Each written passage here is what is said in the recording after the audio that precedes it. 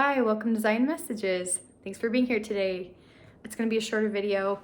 I don't have as much to say, but it's still profound and just a little bit of a story of what I've went through on Sunday. I had to do a lot of different things on Sunday, and it ended up being a growing experience for me, really pushing me to consecrate myself to God in my life and all the capabilities and efforts and strength that I have. And I also want to talk about Joseph Smith, in the sense that this generation right now, it is the number one thing that leads people out of the church right now. That's been researched. So we'll talk more about that. And I just love this idea. I am cruising with this idea of, and I think a lot of the leaders are talking about it, that we are of a noble birthright. So there's more expected of us, but we all also are given compensatory blessings, and that's what I've talked about before. And it's that cruise analogy. And so when I went on that cruise, and I kind of told you guys about that I kind of thought about how I am actually the members of the crew, not the passengers. So that's kind of what I'm talking about here. But over here I have everyone's going in different ways. I can't get the recording done earlier in the day. I just got so much going on. But okay, I'll start off with this idea and this this concept here. I moved my piano over here, and it was in my other room, and you saw that as I recorded it last week. So now it is here, and I'll tell you the reason why. Probably will go on a walk since it's so loud, but one reason being is I am the organist in our ward. So that also means you help with the choir. And I am a little bit rusty on my piano, but I can play hymns, and there's been this learning curve of me learning the organ. I got called in the middle of December during the holidays, but maybe we'll go on a little bit of a walk. But there was a learning curve, and so I feel like I've kind of gotten a little bit more of the hang of it, but it still is taking me a little bit more time. And especially I haven't been able to give a lot of attention to playing the piano for the choir. And with our ward, we've been trying to figure out where we're going to meet. And with our ward building being about 8 minutes away, that's not terrible, but it definitely deters people from coming to a practice at the church. If it's aside from the hours of before church, usually you don't really get many people that want to stay after. You're kind of done. So we had this idea, me and the music director guy in my ward, that we would do it before church. But before church, there's also another ward that's getting done with their meeting. And so we thought, okay, we'll do it for a half hour before church. But we were just having this competition of that ward still wanting to use the chapel. I guess they're a big ward, and ours is a really small ward. We're just our own little town here, a little bit further off from the hub of people.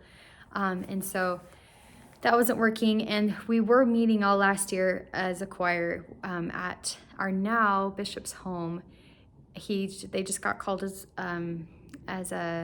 he's just called as a bishop, and they, of course, as they are wonderful people, and they consecrate their lives to the Lord, and they have been giving their home to the choir. But with knowing that they need a break, they can't do everything.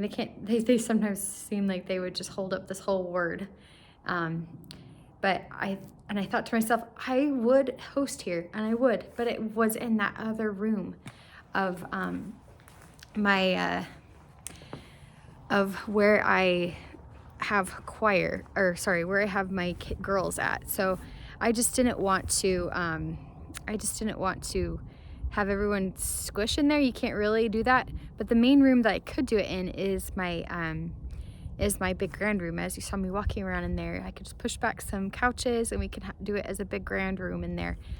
But if I have the piano in the other room, it doesn't work. I can't play while everyone's singing over there. So I just thought to myself, I don't know what to do. Like, we don't have anyone else volunteering their home, and I'm not really asking them to. That's a big deal to really be hosting choir at your home, we're not gonna do it every week necessarily. I think I could do, and I definitely want to give myself to God in helping, but it would be hard to do it every week at my home.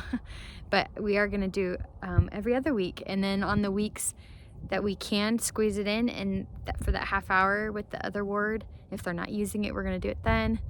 And also, I finally did host one time of choir at our home just this last Sunday by having it in the grand room, and I moved my piano. It didn't occur to me I can move the piano to that one spot. It's a little loud in there. I would just point it out to you again, but you saw. But I did not. It just didn't. In my mind, I just didn't think that I can move it. And especially also, it did just get tuned by my brother-in-law. So my father-in-law was a piano tuner, and he taught my brother-in-law, and then he came and tuned it for us for free, and I was so grateful. We had just moved, and I could tell it was pretty out of tune with that huge 2-hour move that we just did with it with the piano in the U-Haul. So in my mind, I didn't think it being an option I can move it. I just thought that, because that's where I want it to be in the long run, is in that front room. And though God helped me open my mind that I can move it, and it'll be just fine. Because also it is in that front room, but it's actually in a spot where it isn't helping anyone necessarily. It's kind of in the way of my girls, because my girls are using that room, and until we get the basement finished, then they can go down there.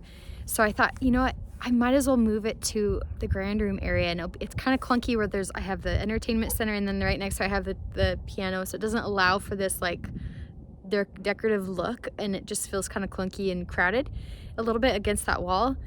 And my Christmas tree used to be there. That's another reason why I just had this block in my mind that it can't go there. My Christmas tree was there for a while, and then I took it down finally, only I think January 18th, I really took down my Christmas tree, which is fine. I really actually was kind of pushing it off a little bit. We were pretty busy. I got sick. We went out of town. But it's just, I also would really miss my Christmas tree. So this whole story of it meaning, I could just tell God was working with me in my mind and helping me understand it doesn't matter.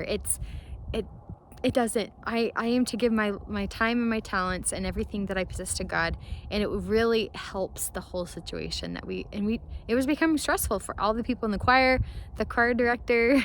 He was also stressed, and I also saw it as this isn't the end of the world. But I of course want to honor my calling and help out, and for me, I was just trying to figure out how to play the organ again and really get out of my nerves of that. And I have, and God has pushed me through, and that's what's great. I'm able to focus on a little bit more on the actual choir, because they need a little bit of help when we kind of haven't really done a lot. I think we've met once or twice in the past 6 weeks. And I've been blessed with this home, and I'm so grateful. Everyone can be here, and it was a really great turnout, and that's what's so cool about this ward. Compared to other wards I've been, there's such a collective, beautiful feeling of this choir. So I want to take care of it. I just didn't have any way to really process it emotionally until just recently, because I finally am out of dodge in my brain that I could do it. I can be someone that plays for the choir, and I can help and just kind of, how did I word it to them? Take the bull by the horns. I kind of told one of the people, everyone was stressing about it. I'm I'm just gonna take the bull by the horns. We're just gonna get this figured out. And I had these ideas in my brain, maybe we can meet in my room. I could buy a keyboard. I can go on Facebook Marketplace. I could borrow it from someone in the ward, because we're all supposed to help out. And if we really need a keyboard, it'll come up, it'll show up. But then it just occurred to me, it's in that front room. I don't even need it over there. It's in the way right there. And I might as well just put it somewhere where it's actually going to be really helpful and of good use. And having all those people there on Sunday really helped me understand that. I was still pretty stressed out, because I have not been able to practice a ton of those songs. And of course, the girl before, she was really great at playing the songs and just very seasoned pianist.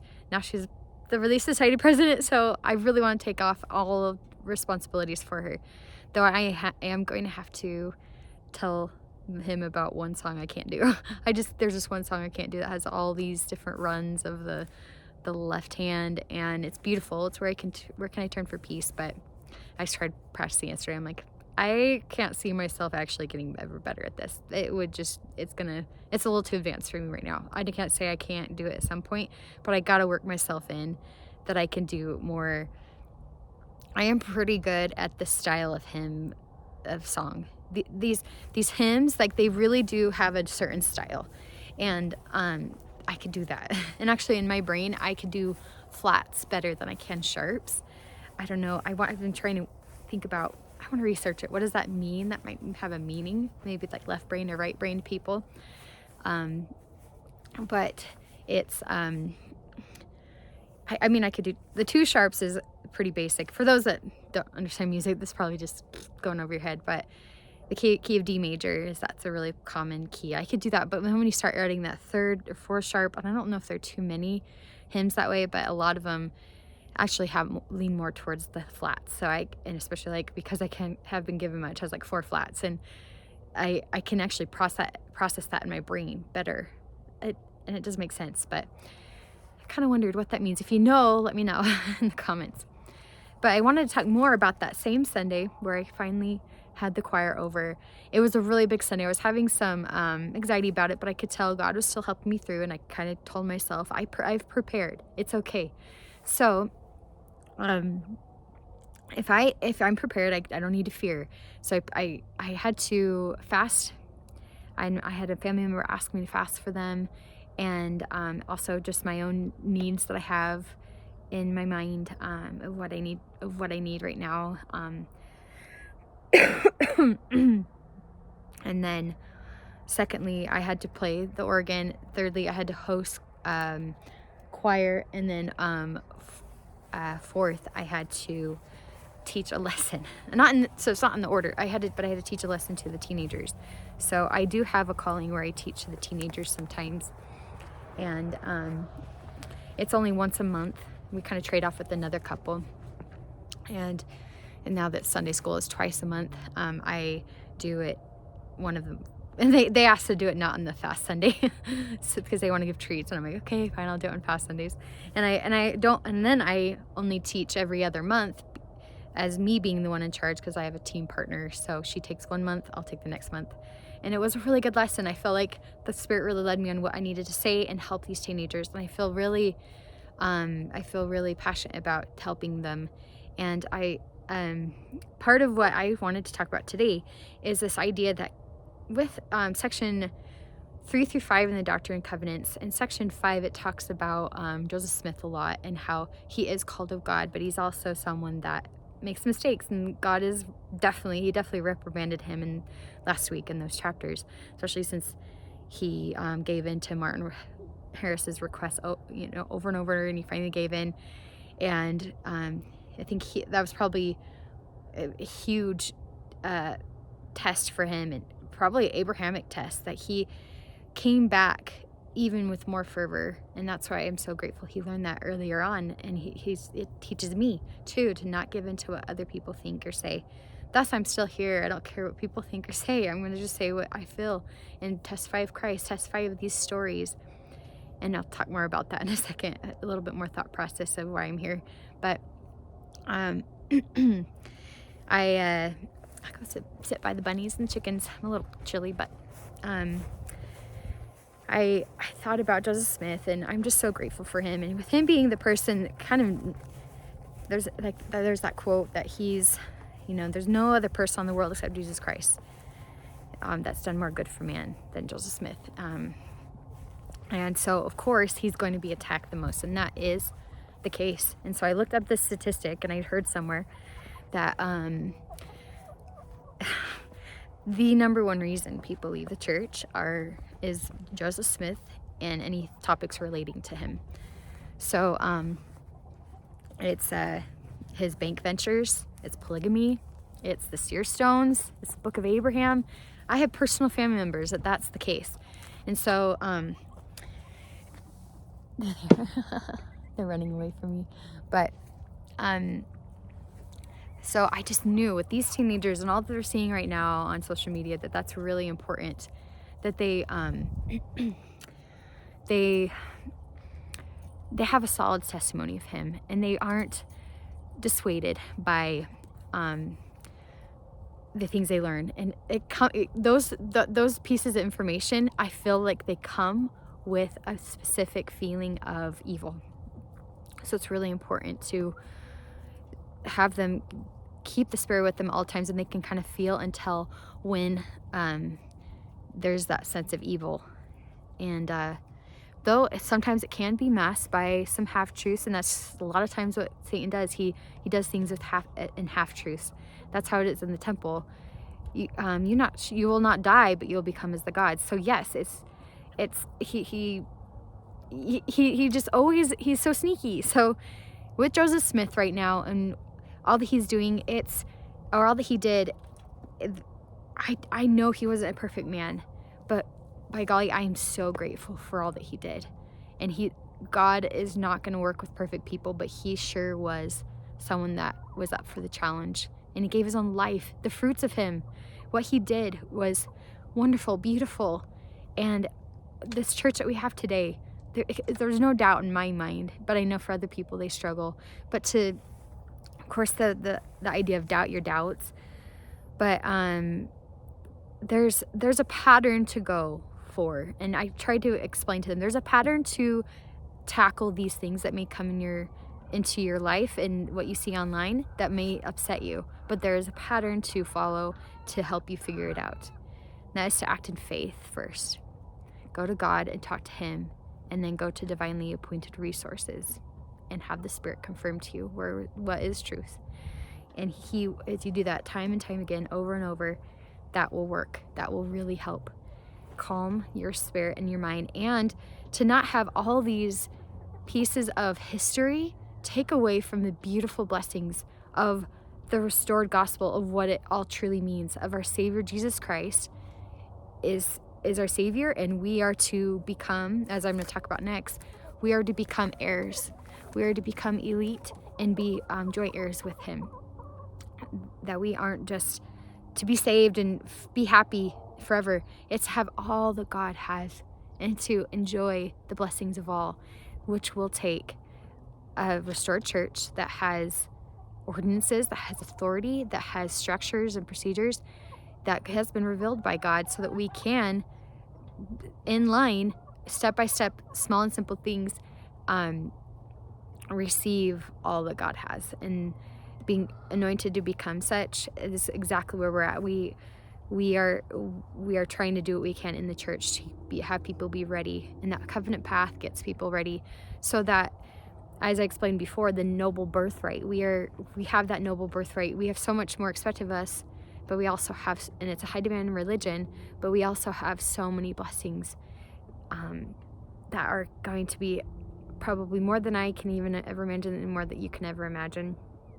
And it all wants to be masked by the packaging of this packaging of this gift. Is kind of this analogy that people will look at that packaging and like, oh, it's so messy. And there's some ugly stuff in the church that's happened in the past. Absolutely. And that is it won't stop right now with Brigham Young now being attacked with it, because of course everyone's been getting after Joseph Smith for a long time now.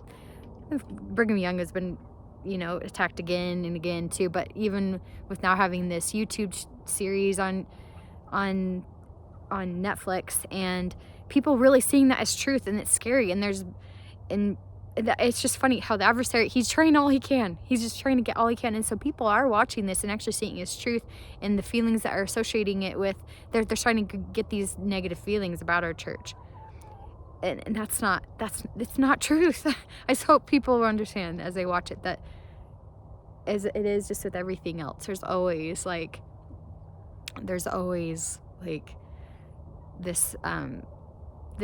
vibe that they're trying to give off as far as their own interpretation and whoever produced it in their own opinion. So I wanted to talk about this idea of being crewmates, not passengers, and how important that is, that you aren't selling your birthright for a mess of pottage. You aren't, you're living your life in such a way, and that's what's most important, is living it in such a way that you're testifying of Christ. And that means you are using your time well. There's so much to just squander our time with right now. So don't fall for that.